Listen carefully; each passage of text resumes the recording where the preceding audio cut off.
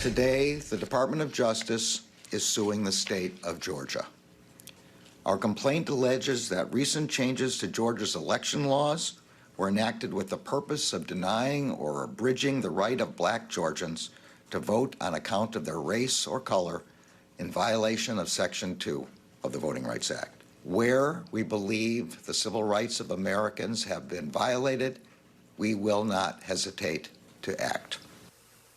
The Biden administration delivering on its promise to step up in the fight against voter suppression laws spreading like wildfire in state legislatures all across this country. The DOJ jumping into the fray in Georgia, suing that state for its voting restrictions, described even by Republicans there as predicated on the big lie and clearly designed to erect obstacles for Democratic-leaning voters and communities of color.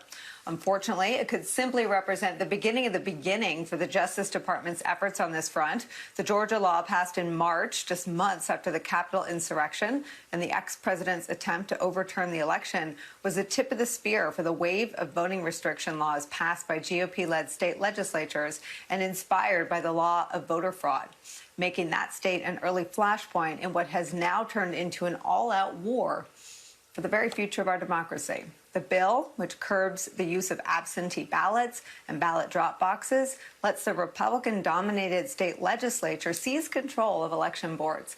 It even makes it a crime to hand out food and water to people waiting in line to vote.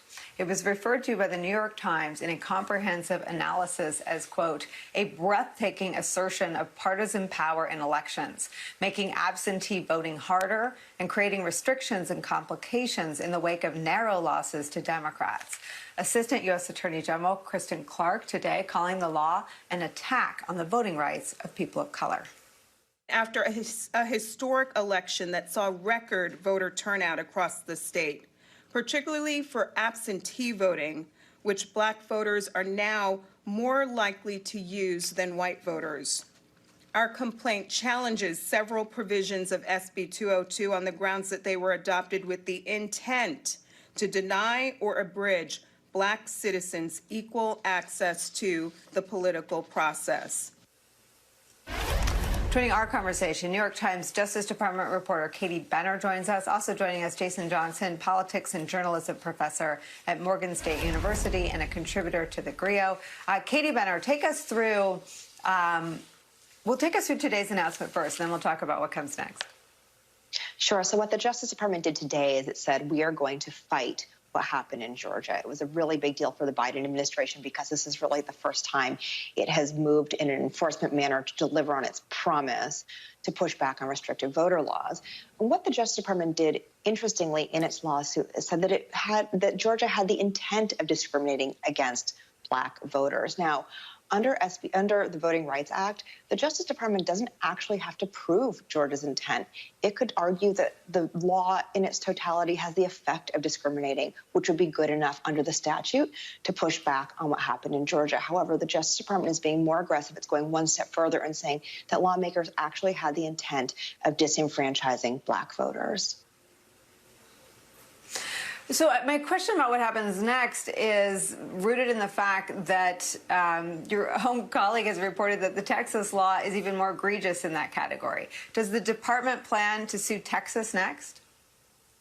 So this is one of the things that was asked at the press conference, and the Attorney General just said they were going to look at the facts in the law, and that when they see that states have violated the Voting Rights Act, they will certainly act.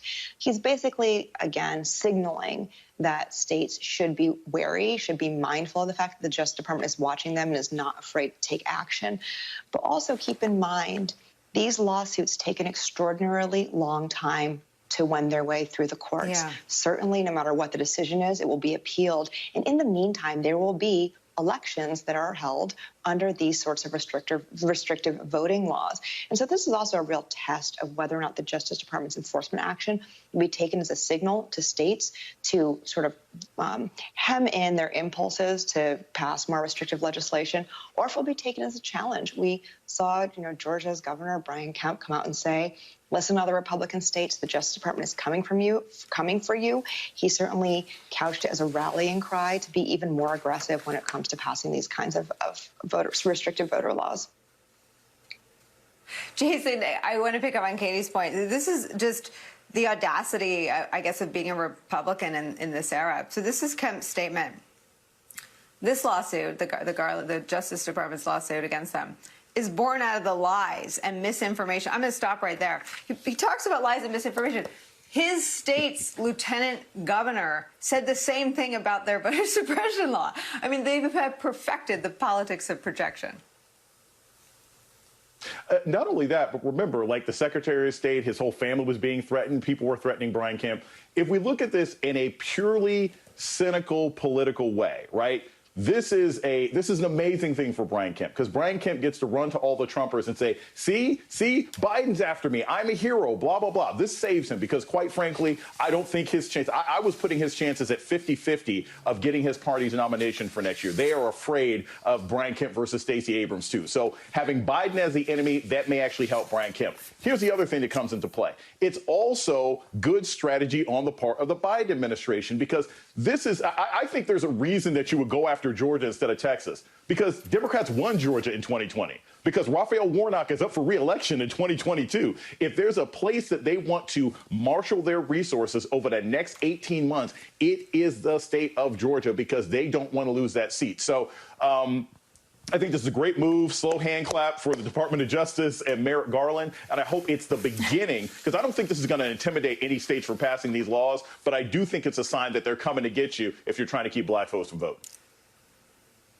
Let me just follow up and say that Texas hasn't passed its law yet, and that may be something that keeps them from filing a suit there. The Democrats heroically walked out, depriving the Republicans of a quorum, and Governor Abbott has said he'll call them back. But Mark Elias, Democratic election lawyer, has given the Justice Department a list, Jason, to your point, of who else to sue.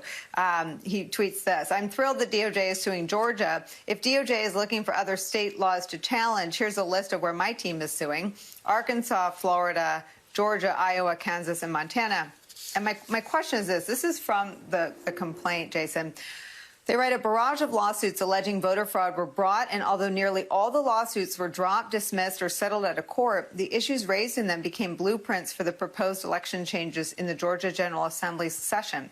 Some of the same attorneys involved in the lawsuits testified at a state legislative committee hearing about election legislation that would eventually find its way into SB 202. In particular, during a state Senate Judiciary Subcommittee hearing in early December, lawyers replayed misleading video footage of mostly black Fulton County election workers tabulating ballots, alleging that the video contained evidence of voter fraud, although these allegations had already been debunked by the Secretary of State's office."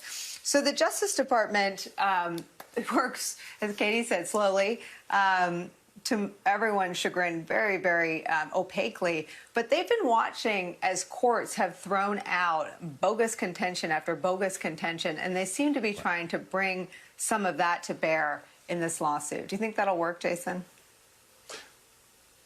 Nicole, I hope it does. My concern is this.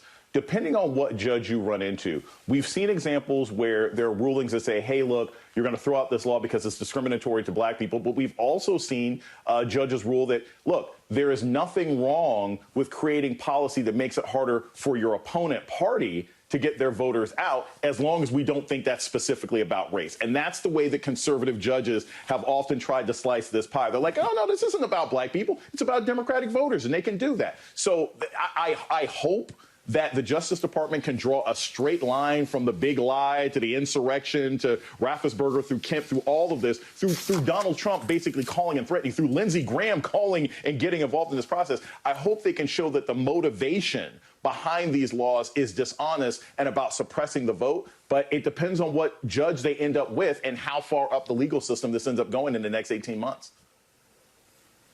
Katie, the lawsuit today filed by the Justice Department suing Georgia also references the comments I referenced at the beginning, that the Lieutenant Governor, Jeff Duncan, back in April said the law grew out of the big lie.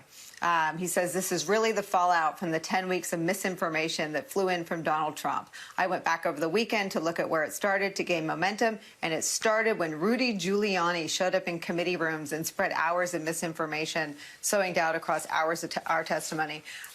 Our viewers probably only saw that spoofed on SNL, but it is sort of part of the piece for which Rudy Giuliani lost his law license. Talk about including the lie in the case they're making here. The Justice Department has been clear that it's important to talk about misinformation when they talk about voter suppression, not only in this case, but in the speech that Merrick Garland gave 2 weeks ago. They said they're looking at sort of the broader picture of how these laws get passed. And part of that is instilling a belief in people that something bad happened that necessitates the law in the first place. And that something is often based on misinformation. So Attorney General Garland said that they're going to be issuing guidance around several things, including misinformation around the election. They will be looking at things like audits that are happening that are questionable based on misinformation. And they're also going to be looking at attacks on poll workers and on election workers and threats to poll workers and election workers, like the threats to Mr. Raffensperger, that are also based, again, on erroneous false statements made by President Trump and his allies around Georgia. And so they are being really clear that misinformation is at the heart of so much of what we're seeing in terms of voter suppression. We will stay on it. Katie Benner and Jason Johnson, thank you so much for spending some time with us today on this news.